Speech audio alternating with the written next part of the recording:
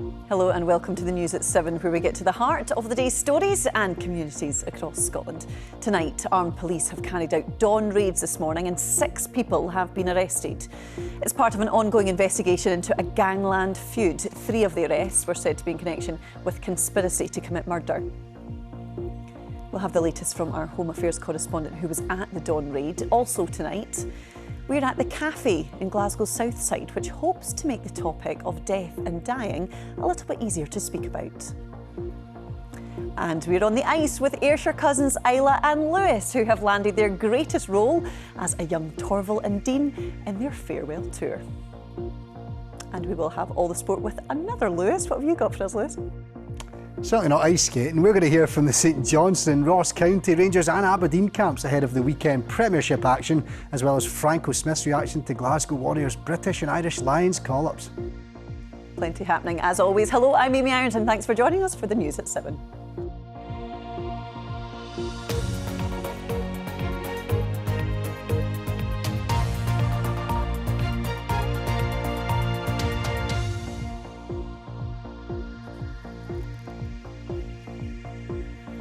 There were dramatic scenes around the country this morning as armed police carried out simultaneous dawn raids as part of an ongoing investigation into a gangland feud. There have been a series of assaults, shootings and firebombing incidents across the Central Belt since March.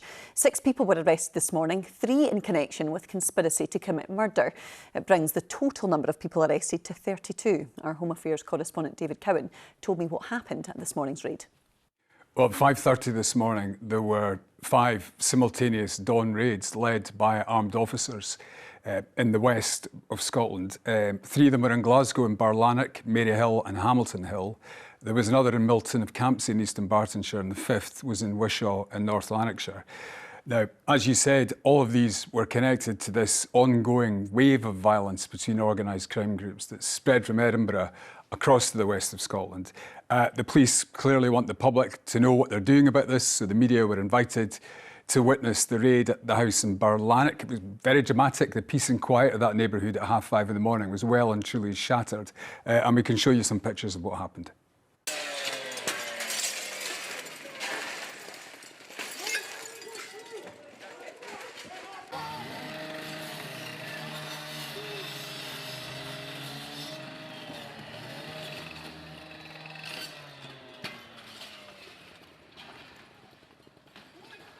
So the armed police went in first. They were followed a short time later by detectives in plainclothes who brought out 2 men. They were aged 31 and 26. The police say they've been arrested in connection with conspiracy to commit murder and with directing serious and organised crime.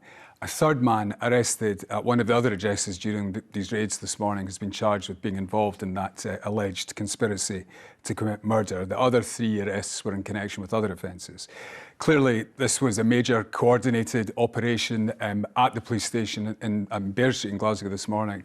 One of Police Scotland's commanding officers was there, and it's very unusual to see a Deputy Chief Constable at something like this. It's far from routine, and I think their presence was certainly an indication of how significant this is and also of their assessment of the risks involved. So a number of arrests, as you say, made this morning.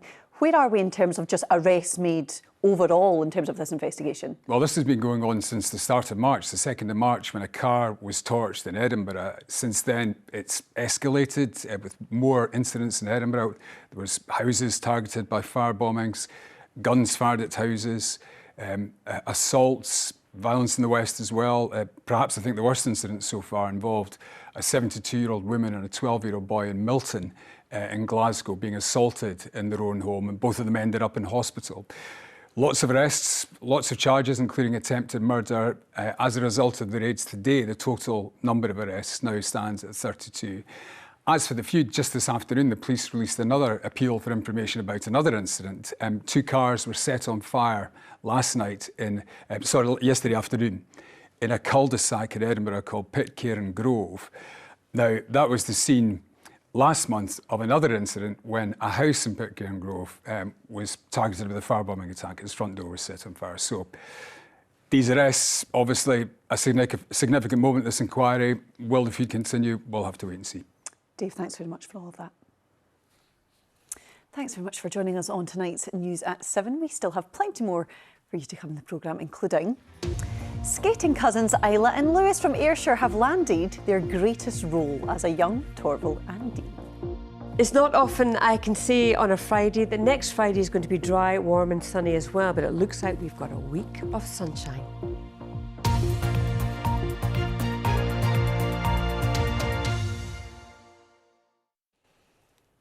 Next on the programme then, and a woman who reported she was raped as a child but couldn't get her case to court has been told her abuser would have been charged under new rules. Emma Bryson was 10 years old when a family member began abusing her. He was never prosecuted due to insufficient evidence and has since died. She told her story to Katrina Renton. Emma Bryson is a survivor of abuse. She was just a child. I was sexually abused and raped by a family member, and that started from when I was about 10 years old and went on till I was about 14. I reported when I was 14 the first time, and nothing was done. I was just told, well, there wasn't any evidence, so they weren't going to take it forward. And that was a really hard thing to do, was report it in the first place. And when nothing happened as a result, you just have to kind of bury it and, you know, move on. Like, there wasn't any opportunity for me to take it any further then. And it was many, many years later that I thought about reporting it again. And, you know, having lived with it for all my adult life, I think I was better equipped to speak about it when I went back to the police again in 2016. Unable to proceed again, Emma on the right, pictured with Susie and Shirley, started Speak Out Survivors, campaigning to make it easier to get rape and sexual abuse cases to court. In 2023, the Lord Advocate argued successfully for a change in the law. I think it was something that myself and Susie and Shirley had been working towards for best part 7 years. And I think it's also important to say that for all three of us, when we started this campaign, it was never about, we never did so with the expectation that we would change our own cases. We did it because we wanted to make things better and easier for other rape victims in the future. The change in the law meant that your abuser would now be charged. And now there was sufficient evidence for my case to be charged. However, the man responsible for what happened to me had died in the interim. I guess I felt vindicated, like all the work that we'd done for those 7 years, like it was worth it. We'd been right in our view that corroboration prevented offenders from being prosecuted, and specifically sex offenders. Do you still think about what happened to you as a child, and does it still affect you? I do think about what happened to me as a child. I think the child that I was lives within me, she always will. And the child that I was survived to become the adult that I am. And I'm really proud of that. And I think Susie and Shirley, you know, would both say the same thing. And I have no regrets, absolutely no regrets. I would do it again in a heartbeat. That was Emma Bryson speaking to Katrina Renton there. Let's get a roundup of the stories making the BBC News app in Scotland today then, shall we? And students have been left in limbo and dozens of jobs lost after liquidators were appointed at the Scottish Institute of Theatre, Dance, Film and Television in West Lothian. A biker has died following a crash with a lorry on the A70 in South Lanarkshire. It happened yesterday afternoon between Douglas and Muirkirk. The first new road bridge across the River Clyde in nearly 2 decades has now opened to traffic. The Renfrew Bridge links the Renfrewshire town with Yoker and Clydebank on the other side. Well, for more information on all of these stories, you can scan that QR code on your screen and it will take you straight to the BBC Scotland News app, where there is plenty more for you there, including the news that seagulls are to be counted in Inverness to help the council there understand the size of the population. Now, death and dying can be a very difficult subject to talk about, can't it? But it's Demystifying Death Week, which aims to make the topic a little bit easier to discuss. Earlier, I spoke to Rebecca Patterson, who works in palliative care. But before we hear from Rebecca, the BBC's Fiona Stalker went for a cuppa at the Death Cafe in Glasgow's South Side and heard from one woman, Nicola, who says the cafe provided a sanctuary following the death of a close friend of hers. When the first one was advertised, I had a friend who was very ill, and by coincidence, as it turned out, I was actually in the very privileged position of being with her when she died, and it was on the morning of Jenny's first Death Cafe. So I had that experience, which I'd never had before, and was dealing with that. And that was 3 o'clock in the morning, and I came here at 7 o'clock in the evening, and Jenny basically welcomed me with open arms.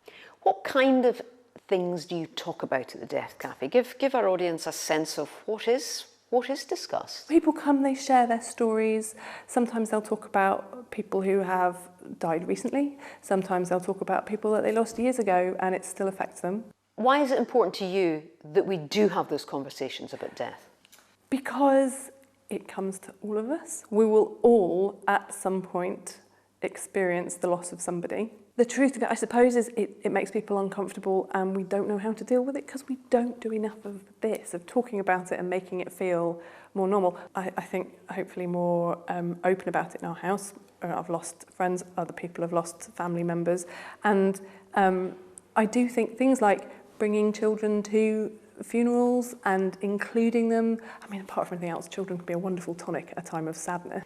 And how much does your homemade cake and the tea help get those conversations going? You'd have to ask the others that. So feeding people is my nurture language. So yes, I bring cake, Jenny brings tea and snacks. It's part of, I suppose, I'm not taking casseroles to people in their houses, but I bring, they have a muffin, whatever. A cup of tea and some cake can always help, can't it? Well, Rebecca Patterson from Scottish Palliative Care told us more about the aims of Demystifying Death Week. Demystifying Death Week is really just about shining a light on death, dying and bereavement in Scotland. So we want to create opportunities for people to be able to learn about and just find out a bit more about death, dying and bereavement. We want to show that it's socially okay to talk about and be open about these issues. And we also want to raise awareness of some of the places that people can go to find out more information and support about death and dying and loss and care. Yeah, we've just been able to take a look at a death cafe, which we're seeing more and more pop up across the country. What exactly can they do? What difference can they make to people? I think one of the great things about death cafes is that they provide an opportunity for people just to get together, to connect as humans, and to air any issues that people have on their minds about death, dying and bereavement. So I think that as a society, we're good at recognising the role that health and social care have to provide when people are dying or bereaved. But I think we're less good at recognising how important wider society is and the support that people get from their friends and families and communities. And in order to provide that support, people need to know a little bit about death and dying. People need to have a bit of confidence and comfort around those issues. Are there certain things that people maybe feel more comfortable talking about than others? Because as we know, death affects us all in some way, but people will have completely different experiences of it. Whether they've lost a family member, just how they have, thinking about their own mortality. It's such a big topic, isn't it? But are there certain things that we're not quite as good as at talking about? Yeah, I think that's right. And I think that, like you say, there will be some things that people are very actually interested to talk about. But when it comes to things like planning ahead, having a power of attorney, talking to people about what you'd want if your health was deteriorating and you couldn't express your wishes anymore. I think aspects such as that are things that people, I don't know if it's that people are scared or worried to talk about those things, or if it's just that they don't seem relevant and maybe people put it off until it's too late to plan ahead and they're actually in the midst of everything. Well, thanks for getting us talking about it today, Rebecca. I really appreciate your time on the programme with us. That's Rebecca Patterson there. Thanks so much. Now, we always love to hear from you on this programme, so if you want to give us your thoughts or if there's a story in your area you think we should be covering, we'd love to hear from you. Our email address is on screen now. It is news7@bbc.co.uk. Still to come, we will find out from Judith if this lovely weather is going to last for long. But first, it is sport with Lewis, and what a weekend ahead for St Johnstone, Lewis. Yes, indeed, Amy. A huge clash. Good evening. It is nearly showdown time between the Premiership's bottom two clubs as St Johnstone hosts Ross County tomorrow, with the Perth side needing to avoid defeat to ensure their battle to stave off automatic relegation goes beyond the weekend. Saints, who have been in the top flight for the last 16 years, lost at home to Kilmarnock last Saturday and trail County by 6 points with 9 left to play for. Manager Simo Valakari is completely clear about the club's current predicament. Now it's only two teams who go face to face, so other results, they don't matter. Other results, they don't matter. It's only result of this match. And it makes even simpler, to understand what the situation is. It's going to be a tough game. We know that. They play some good football, but we've also seen that they can also concede goals. So we need to just try and play our game and focus on ourselves as much as possible, and hopefully we can get the 3 points. The 2nd of February, that's when Rangers last won a regular 98-minute match at Ibrox. 7 home games have come and gone since then, and now it's Aberdeen who come calling on Sunday, with the Dons still hoping for a third-place finish. When these sides met at Pittodrie last month, 10-man Rangers came back from 2-0 down to take a point with a dramatic late equaliser, and now Ferguson wants to correct the home hoodoo. 7 games is far too long. I understand that. The supporters certainly understand that, so that's all the motivation you need, is to go and make sure you get the 3 points against an Aberdeen team who are still going for third place, who have a cup final to play as well, so they'll be chatting at the bit to make sure that they put a performance on, because they want to be in that cup final team. So I fully understand that it's going to be a tough game, but bring it on. I think the games between Rangers and Aberdeen is always big and important for both teams, so I don't think we're going to feel anything like they are not connected with the game or whatever, so I think it still is a really exciting game to play. As for the Scottish Women's Premier League, there's still a 3-way race for the title with 3 rounds of fixtures left. Current leaders Aberdeen haven't won the title since 2007, and on Sunday they host Glasgow City, who have won it 15 times over the last 18 years. City head coach Leanne Ross knows this meeting is massive.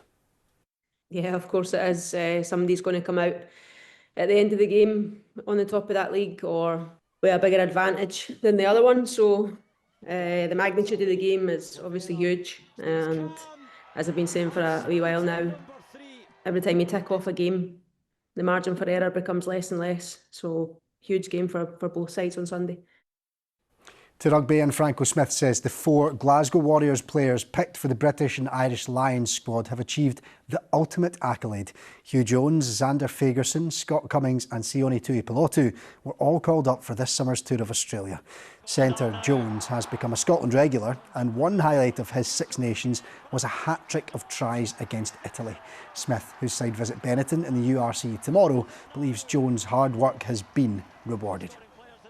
When he came here, wasn't even picked for Scotland 2 years ago when he came back, and he ended up working his way up, being consistent contender for Scotland, and now he's he's at the top of his form. So no, I think that all 4 of them, Scotty Cummins, also worked hard as a young player. Now he's got a more mature rugby head on his shoulders, and I think he's going to become very experienced, and he will learn a lot from going on this tour. Remember, there's lots more to watch and read on the BBC Sports Scotland website for you, including a piece on Darcy Graham, one of the Edinburgh rugby players who missed out on a Lions call-up. And of course, Amy, the Premiership playoff quarter-final follows us. A huge game, the second leg between Ayr and Partick Thistle. We'll be very neutral with that one, given it's 2 of our dad's former clubs, won't we? Yes, we will. Now, I was just about to ask you, Lewis, how do you feel about getting your skates on? I don't mean to hurry up get into the sun. Yeah, I'd love to. Getting the ice skates on. Oh, you know how bad I am at ice skating, Amy. I'll be flat on my face if I did that. Oh, we're about to meet one Lewis who's very good at it. It would absolutely put you to shame. Thanks very much. Well, Torvill and Dean will skate into Scotland this week for their last dance together on ice, marking the end of an incredible record-breaking 50-year career on ice together. Their show at the Hydro in Glasgow will also be the start of something big for Ayrshire cousins Isla and Lewis, who have landed their greatest role as a young Torvill and Dean in their farewell tour. Our entertainment reporter David Farrell has been chatting to them. Isla and Lewis, two cousins from Ayrshire, are lacing up their skating boots for the biggest show of their lives this weekend, playing a young Torval and Dean.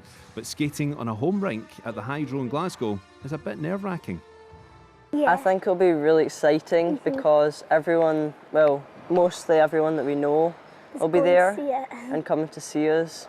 It'll be a wee bit nerve-wracking knowing that everyone's there, but I think it'll be so much fun. The Ayrshire cousins were hand-picked by Torval and Dean after a UK-wide search to find their younger selves, getting them the seal of approval from the Olympic gold winners. Oh, they were great, and Very they, impressive. pretending to beat us and carrying it off really well. But I think for them as well, performing in front of the huge audiences that we've been, in front of, 10,000 people, it was a big experience for them as well. I think from their point of view, we hope that they'll learn a lot from this experience and take a lot away with them and just grow and develop as skaters because they're very talented. Who knows, in 50 years, they might be doing something similar. What was your reaction when you got the phone call to say, guys, you're going to be a young Torval and Dean on a UK tour? I was actually just coming back from a skating competition in Bucharest. I was in an airport. And then my mum just picked up the phone and she was like, Isla, you just won't guess what's happened. Somebody's just phoned me to say that you could be in this tour. And she was like, I think this is a prank. Skating is a family affair for 12-year-old Isla and 13-year-old Lewis, both having started as young as 3 years of age. This latest accolade is also a badge of honour for their coach, Lewis's mum, Suzanne. That was a big honour that I felt they were actually good enough to be able to play these parts, and again, just such an honour that they could do it. Did you know a lot about Torval and Dean? Yeah, we knew quite a lot. Because, well, we've watched their Olympics and things. Yeah, and them on Dancing on Ice each week, and I also skated to a programme when I was younger with their music. And you've met Torval and Dean. What have they said to you, Lewis? They came up and said they were really excited to meet us, and vice versa. We were really, really excited to meet them. We were starstruck. Well, it looks like Isla and Lewis might be the skating stars of the future. David Farrell, reporting Scotland. Oh, all the best to Isla and Lewis. Well, we might want to be near an ice rink if this weather's going to continue, Judith, because it's been lovely and warm. Look at the blue skies again. Is it going to continue? I think that's what we all want to know. Yeah, it is going to continue, but really, this is really unusual. We've had a really dry spring so far, and May, it's really the next 10 days, it looks dry as well. There's signs of something coming in from the Atlantic eventually around about the 20th of May. I'll hang my hat on that number. Good evening to you all. Look, it's sunshine all the way. It really is absolutely beautiful right across the country. This is the weekend to get out and about if you enjoy the sunshine, some al fresco dining perhaps. It really is going to be a glorious weekend. It's not often I can stand here on a Friday night and jump ahead to next Friday to say warm and sunny, but that is going to be the case over the next week. Now, why is that? We have high pressure with us at the moment. Now, that sort of sidles off to the east. There'll be a weak weather front trying to bring a wee bit of cloud into the west and maybe one or two showers in this feature south of the border on the early doors on Monday morning, but that clears away. And this other high establishes itself, bringing with it a bit more of an easterly flow, which means that it'll be cooler for the east coast come the middle of next week. And maybe we'll see some har returning. It is that time of year. So as far as tomorrow morning is concerned, after a dry night, it'll be a lovely start to the day. It'll be a wee bit of a chill in the air first thing, but glorious, especially if you're getting out to the hills early on. This wee bit of a feature across the west, bringing a bit of thicker cloud perhaps first thing. Maybe the odd shower coming out of that. Sunshine for the West Isles, the far north, everywhere else. There's been plenty of sunshine on offer initially. And actually, that's really how it does stay. A wee bit of fair weather cloud bubbling up. This feature just bringing a bit of cloud into the north and maybe the odd shower come the afternoon, but that really is about it. I think you'd barely notice it, actually. And those temperatures warm. We've got southerly winds coming up from the continent, bringing that warm air across Scotland. I think widely 19-20 Celsius. Again, we saw 22 degrees for parts of Aberdeenshire and up across East Highlands. I reckon we'll see that once again tomorrow.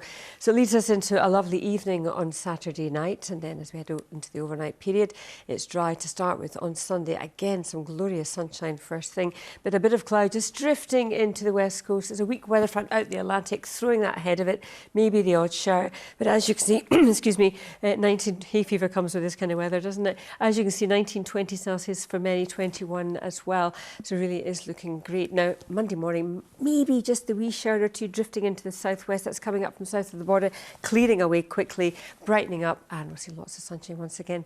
And warm temperatures too. That's your forecast. It really is glorious, isn't it, Judith? I love it. It's a great word, isn't it? Great news. And finally, this weekend is going to see the debut of the Edinburgh Tartan Parade, inspired by its famous New York counterpart, bringing together pipe band musicians from across the world, and even more tartan than normal in Scotland's capital. Up to 1,600 participants are expected to be involved, including dancers from Cheryl Heggie's Highland Dance School from Inverness. We had a little look to see how the parade worked in New York. They've been running that since 1999, and we're a bit behind times in Scotland. Most people do Scotland better than Scotland. But it's lovely to have this parade now in Edinburgh, and having a look to see what they did in New York. It was really lovely to see whole groups of people in coordinating outfits. It's quite impactful. So to have the Highland dancers, we've all got our kilts on. We're going to be marching down the parade in our kilts. We've got some parents as well. They've all put on their tartan and a kilt as well, and we're all going to march down in Edinburgh. Why do you think this is so important for Scotland to put on our own tartan parade? Because as you say, we see it done round the globe. So why is it so important that we see it here in Scotland? I think Scotland is on the map for a lot of people. There's a lot of American and Canadians who are trying to find their Scottish heritage. They're looking for family members and where they've come from, especially dating back from the clearances. You know, in the late 1700s, the kilt was actually banned. We weren't allowed to wear tartan and kilts. You know, it was against the law. So to now, you know, years later on, to now be in a parade, able to wear tartan and celebrate who we are as Scotland, as a nation. But the tartan parade in Edinburgh is the whole of Scotland, so you know it keeps everyone from all over Scotland together and doing something uniform and unity, and flying the flag high for our country and our culture, and meeting everyone from around the world. Yeah. Cheryl Heggie there. Well, thanks for joining us on tonight's news at 7. Stay tuned for the second leg of that huge Premiership playoff quarter-final which follows. Have a lovely weekend in the sunshine. Bye-bye.